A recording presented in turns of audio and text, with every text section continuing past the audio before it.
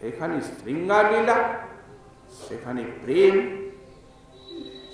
আর এখানে যে লীলাগুলি সেই লীলা সব ঔদার্যের ভিতর দিয়ে প্রকাশিত। যেমন দৃষ্টান্ত স্বরূপ মনে করুন, এই বৃন্দাবনের এত মহিমাকে, এই বৃন্দাবনে ভগবানের 4টা মাধুর্যের প্রকাশ, যে আর পুত্রাপি নাই।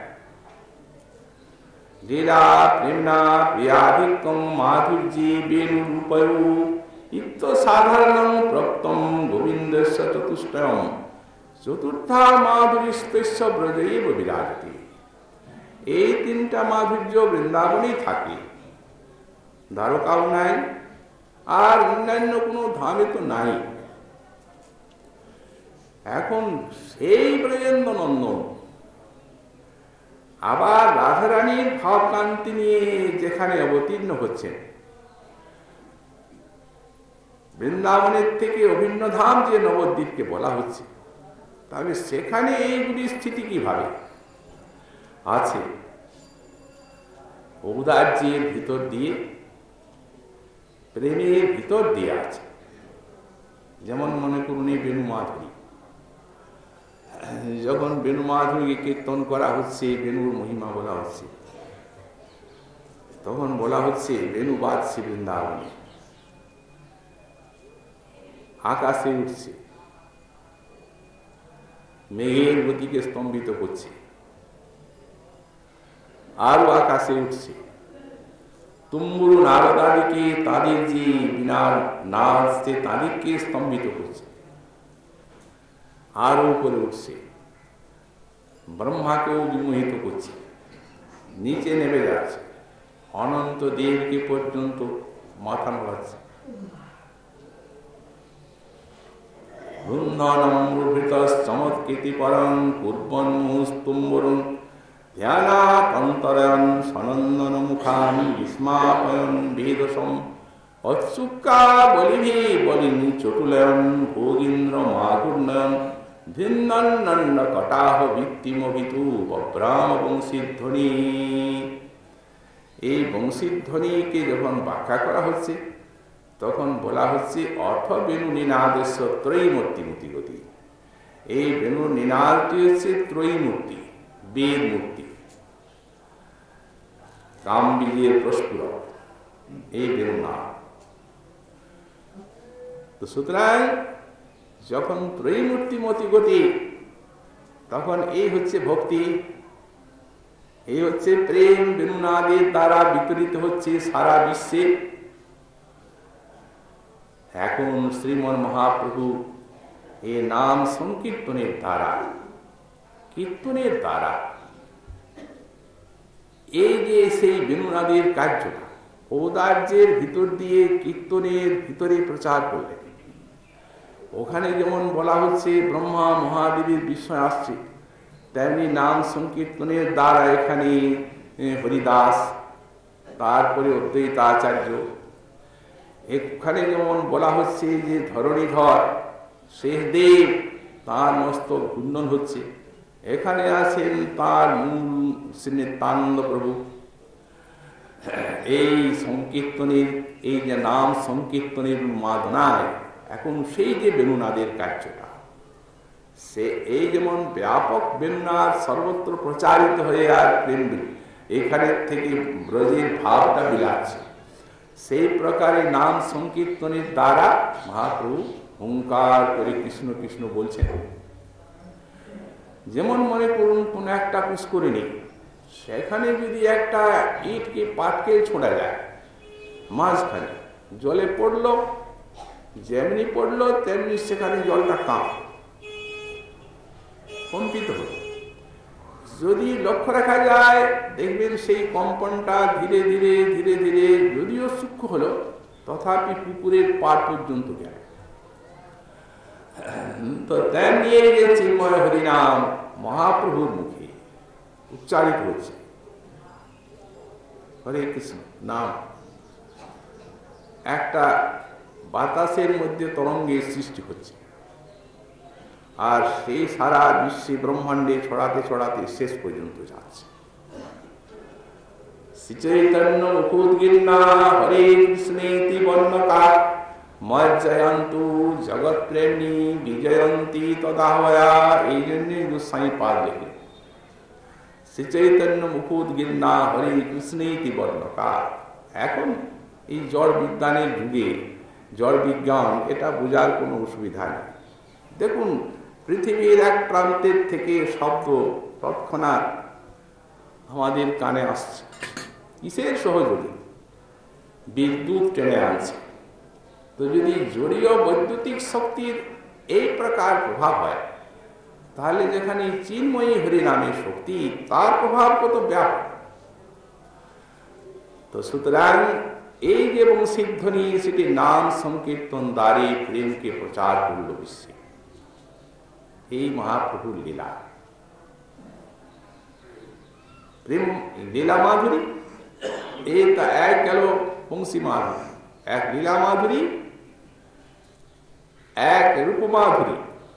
এই লীলা মাধুরী তার এই সংকীর্তনের রাস, সংকীর্তনের ভিতরে নাম সংকীর্তনের ভিতরে এই রাসের কার্য প্রকাশিত হলো। কিন্তু সেটি হলো এখানে শৃঙ্গার আর সেখানে প্রেম। এই নাম সংকীর্তনের দ্বারাই মহাপ্রভু সারা বিশ্ববাসীকে প্রেম দিলেন। এই তো আমরা মহতের অনুভবের ভিতরে জানলাম। হরিদাস ঠাকুর বললেন প্রভুকে, প্রভু যতদিন তুমি আছো ততদিন এই বিশ্বে আর কেউ কোনো সৃষ্টি থাকবে না, সব তোমার চরণে চলে যাবে। মহাপ্রভু কৌতূহলে জিজ্ঞাসা করছেন, হরিদাস তাহলে তো জগৎটা খালি হয়ে যাবে। ঠাকুর বলছেন, সে কি তোমার সৃষ্টি খালি হয়? সমুদ্রের থেকে এক বালতি জল তুললে সেই জায়গাটা কি খাল হয়ে যায়? আবার অন্য ব্রহ্মাণ্ডে সূক্ষ্ম সূক্ষ্ম জীব এসে এই ব্রহ্মাণ্ডের সৃষ্টিকে বিস্তার করে। সুতরাং এর দ্বারা মহাপ্রভুর এই সংকীর্তনে সারা বিশ্বজীবী যে প্রেম পেয়ে ধন্য হয়ে গেল, এটি প্রমাণিত হয়ে যাচ্ছে। অতএব আমরা তখন এই ব্রহ্মাণ্ডে ছিলাম না। যদি থাকতাম তাহলে তো কোথায় ছিলাম? কোনখানে কোন সূক্ষ্ম জীব রূপে কোন ব্রহ্মাণ্ডে ছিলাম তার ঠিকানা। তো সুতরাং মহাপ্রভুর করুণা বা আমাদের ভাগ্য, এখন সেই ব্রহ্মাণ্ডের থেকে এই মহাপ্রভুর ব্রহ্মাণ্ডে এই কলিকালে টেনে এনেছে, জন্ম দিয়েছে মানুষ হয়ে। এবং মহাপ্রভুর সেই লীলা, তার সংকীর্তন, তার প্রচারিত সেই নাম ইত্যাদি আমরা সবই গুরু বৈষ্ণবের কৃপায় যথামতি জানতে পেরেছি।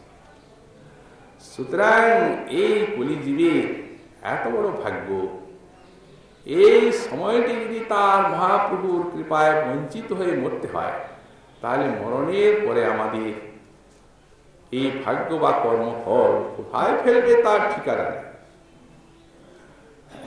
তো সুতরাং এ খুব দুর্লভ জন্ম। যারা যারা এই মহাপ্রভুর যুগে এসে মানুষ হয়ে জন্মেছেন, বিশেষ করে মহাপ্রভুর করুণার আশ্রয় লাভ করেছেন যারা, তেমনি শ্রীমন মহাপ্রভুর সেই এই রাসাদি লীলা সংকীর্তন রাস রূপে ব্যক্ত করে। এই জন্যই বলা আছে মহাজন পদে, ওই রাসের তাল সকল ওই চরণে এসে স্মরণীয়, যারা নৃত্য করছে। কিন্তু উদার্য দান আর প্রেম, সেখানে শৃঙ্গার রস, এখানে প্রেম রস, এইটি প্রেম। এই তো গেল বংশী মাধুরী, লীলা মাধুরী আর রূপমাধুরী, রাধা কৃষ্ণ মিলিত বিগ্রহ মহাপ্রভু হতে শ্রীকৃষ্ণের মধ্যে যা নাই ব্রজে, রাধা কৃষ্ণের মধ্যেও যা পাওয়া যায় না, সেই বস্তু পেয়েছেন এখন মহাজনের অনুভূতি মহাপ্রভুর ভিতরে। আমরা দৃষ্টান্ত দিয়েছি রামানন্দ রায়, কিন্তু ঔদার্যের ভিতরে, প্রেমের ভিতরে, যিনি দূরের থেকেও দেখেছেন তিনি প্রেম পেয়েছেন। রাধারানীর দর্শনে প্রেম হয়, কিন্তু বড় নিগুঢ়া স্ত্রী রাধা, কে তার দর্শন পাবেন? সেই নিগুঢ় নিকুঞ্জ মন্দিরে সখী মঞ্জরীগণ কর্তৃক পরিসেবিতা শ্রীমতী রাধারানী, তার দর্শন পাওয়া কি তুই সহজ? মহাজন বলছেন আপনাকে মঞ্জরী হতে হবে যদি তার দর্শন এবং সেবা লাভ করতে হয়, তা না হলে হবে না। রাধা কৃষ্ণের লীলায় অতি গূঢ়তর, দাস্য বাৎসল্যাদি ভাবে না হয় গোচর, সবে এক সখীগণের ইহা অধিকার, সখী হইতে হয় এই লীলার বিস্তার। সখী বিনা এই লীলার পুষ্টি নাই হয়, সখী লীলা বিস্তারিয়া সখী আস্বাদয়, অতি সখী বিনা এই লীলায় অন্যের নাই গতি। যেতে পারবেন না সখী ছাড়া কেউ, সখী মঞ্জরী ব্যতীত। কিন্তু এই ঔদার্যের লীলায়, প্রেমের লীলায় সেই একই জিনিস, কারণ রাধাকৃষ্ণ মিলিত বিগ্রহ সেই রূপ দর্শন করলেন, সকলেই প্রেম পেয়ে গেলেন। এবং সেটি ব্রজপ্রেম, অন্য প্রেম নয়। কারণ সাক্ষাৎ রাধাকৃষ্ণের মিলন ওই রূপটা দেখছেন তো, প্রেম বিতরণকারী, তাদ্রিক নিজ প্রেম বিতানকারী। তাদ্রিক মানে সেই ব্রজের প্রেম, এবং নিজ প্রেম দানকারী যদি শ্রীকৃষ্ণের কোন মহা অবতার হয়, মানে এই গৌর অবতার, তাহলে এটি পাওয়া যাবে। বিনা সাধনায় প্রেম, রূপ দেখলেই প্রেম। শুধু এইখানেই শেষ নয়, রূপ তো আছেই, যারা দেখেছেন প্রেম পেয়েছেন। এবং সেই আধারের ভিতরে মহাপ্রভুর সেই মুখোচ্চারিত হরিনাম আর তার সেই রূপ এমন শক্তি সঞ্চার করেছে যে তাকে যিনি দেখেছেন তিনি প্রেম পেয়েছেন, আবার সেই দ্রষ্টাকে যিনি দেখলেন তিনি প্রেম পেলেন।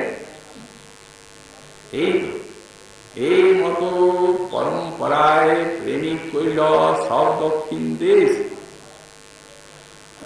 তো সুতরাং এই ব্রজের লীলা, সেই ধাম নবদ্বীপ, সেই মহিমা প্রকাশ করলেন শ্রীমন মহাপ্রভু।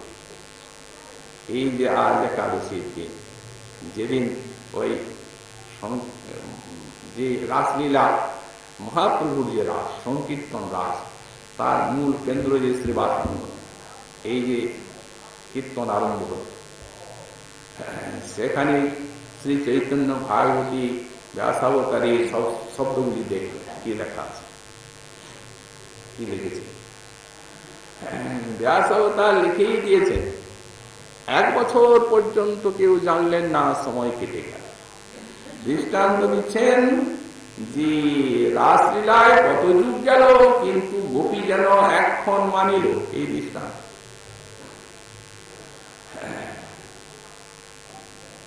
অতএব সেই নবদ্বীপে শ্রীবাস অঙ্গনে সংকীর্তনের ভিতরে ঔদার্য এবং প্রেমের ভিতরে রসলীলা প্রকাশ অনুভূতি মহাপ্রভু। অতএব অভিন্ন বৃন্দাবন ধাম শ্রী নবদ্বীপ। এই রূপ বৃন্দাবনের যা মূল সম্পদ, ভগবানের বেণু মাধুরী, লীলা মাধুরী, রূপমাধুরী, সেই রূপ প্রেম মাধুরী। চিরাগ দত্তম নিজ গুপ্ত বিত্তম সপ্রেম নামামৃতমুত্তুদার আপামরং চ বিততার গৌর কৃষ্ণ জনিভ্যস্তমহং প্রপদ্যে। চিরাগ দত্তম নিজ গুপ্ত বিত্তম, সেই পূর্ব যুগে, সেই পূর্বকল্পে, সেই ব্রহ্মার একদিনে, সেই অষ্টবিংশ চতুর্যুগীয় কলিযুগে যা দেওয়া হয়েছিল সপ্তম মন্ডন করে, সেই জিনিস তারপরে আর দেওয়া হয়।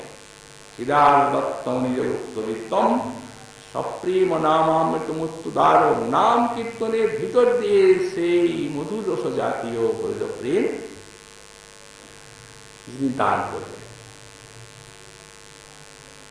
এমন জিনিস কলিহতজিকে দিলেন। কেন দিলেন? বললেন অতি উদার। ঐদার্যে লীলা তো অতি, যেহেতু তিনি অতি উদার, অতি মানে সীমা লঙ্ঘনকারী উদার, এত উদার কোন ভগবত পুরুষই হন নাই, ব্রজও পাওয়া যায় না, সেখানেও সাধন করতে হয়।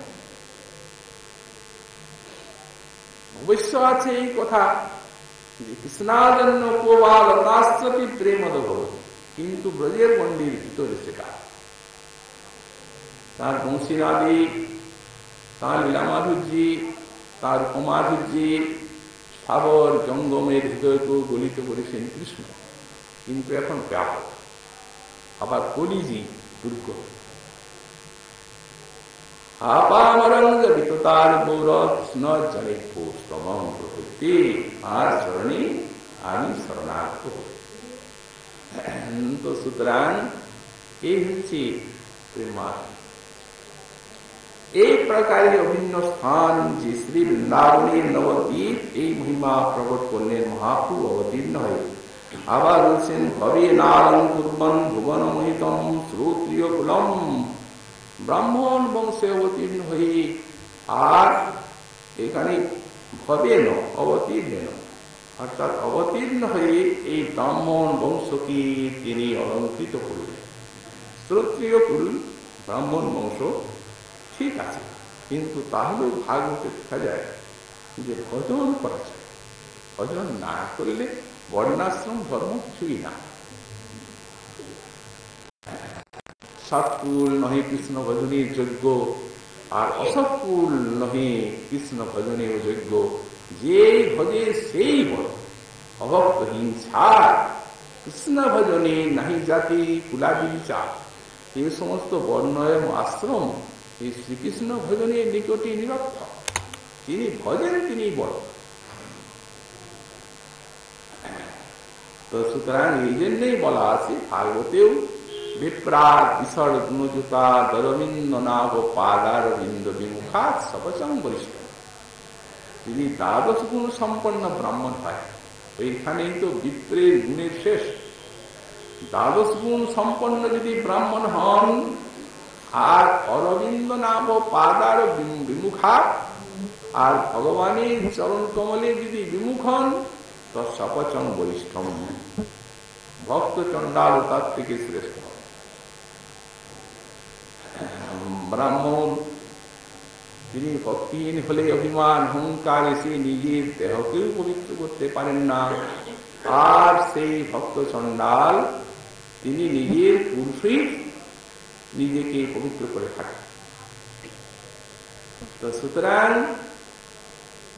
এই যে প্রেমের বন্যা আনয়ন করলেন, আর শ্রেষ্ঠ ব্রাহ্মণ কুলকে অঙ্গীকার করলেন। ভগবান গীতাতেও বলেছে স্ত্রী ও শূদ্র বৈশ্য তেপি জানতি পরমগতি। যদি আমাকে স্ত্রী শূদ্র ইত্যাদি আশ্রয় করে, তারাও পরমগতি প্রাপ্ত হয়। তারপরে লিখছেন কিংকুন ব্রাহ্মণা পুণ্যারা ভক্তা রাজস্ব তথা। আর যারা বর্ণশ্রেষ্ঠ ব্রাহ্মণ আছেন, রাজস্বী আছেন, শ্রেষ্ঠ জাতি যারা আছেন, তারা যদি ভজন করেন, তাহলে তাদের যে আমার চরণ প্রাপ্তি হবে, এতে আর বলার কি আছে? তাহলে বুঝতে হবে যে তাদের পক্ষে একটা শ্রেষ্ঠ অধিকার আছে। সেইভাবেই তো একটা ভাগ্য নিয়ে জন্মেছেন তারা। বললেন সুতরাং স্বয়ং ভগবান এই রাধা ভাব কান্তি অঙ্গীকার করে আর সেই শ্রোত্রিয় কুলকে পিতার। শুধু তাই নয়, এই যে পরমহংস উনাতি অঙ্গীকারা গুরি পরমহংসাশ্রম পদম, আর সেই পরমহংসাশ্রম পদমকে পবিত্র করে। তার কারণ এরা তো অদ্বৈবাদ, এই যে সন্ন্যাসাস্ত্র শঙ্করাচার্য যেভাবে প্রচার করে গেছেন সন্ন্যাস আশ্রমে, তো অদ্বৈবাদ কৃষ্ণ অপরাধ।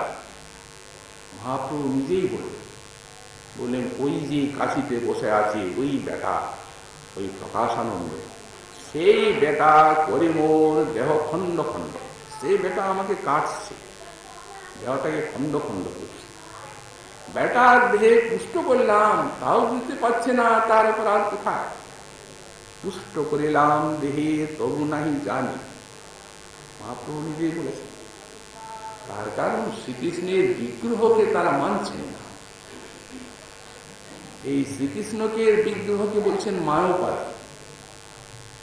তো সুতরাং যিনি হচ্ছেন সাক্ষাৎ ব্রহ্মণঃ প্রতিষ্ঠান, সেই ব্রহ্মের ঘনীভূত প্রতিমা, তাকে যদি মায়াময় বা মায়োপাধি বলা যায়, তাহলে কতখানি অপরাধ। এই তো ছিল এই পরমহংস পদ, কিন্তু পবিত্র করবে। কেমন পবিত্র একটা দৃষ্টান্ত আমরা দেব। উনি হয়ে গেলেন যিনি যার ঢাও খণ্ড খণ্ড, কৃষ্ণের ঢাওকে খণ্ড খণ্ড করছিলেন, মহাপ্রভুর কৃপা লাভ করে তিনি হয়ে গেলেন প্রবোধানন্দ সরস্বতী। তিনি লিখলেন শ্রী শ্রী রাধার সুধানটি, তিনি লিখলেন শ্রী চৈতন্য চন্দ্রামৃত, তিনি লিখলেন আশ্চর্য রাস প্রবন্ধ শ্রুতি ব্যাখ্যা। কি অপূর্ব সব! আর তার সঙ্গে 40,000 তাঁর শিষ্য, সব মহাপ্রভু ভক্ত হয়ে গেল। আর যারা বুঝেছেন তাকে ভক্তিভাব দিয়ে, তাদের কোথায় এই পরমানন্দ পুরী জীব গোস্বামী পাল লিখেছেন তার স্ত্রী গোপালচন্দ্র, উনি লিখেছেন উদ্ধব মহাশয় এইখানে যে ব্রজরোধ চাইলেন, উনি গুহান্তরে পেয়েছেন।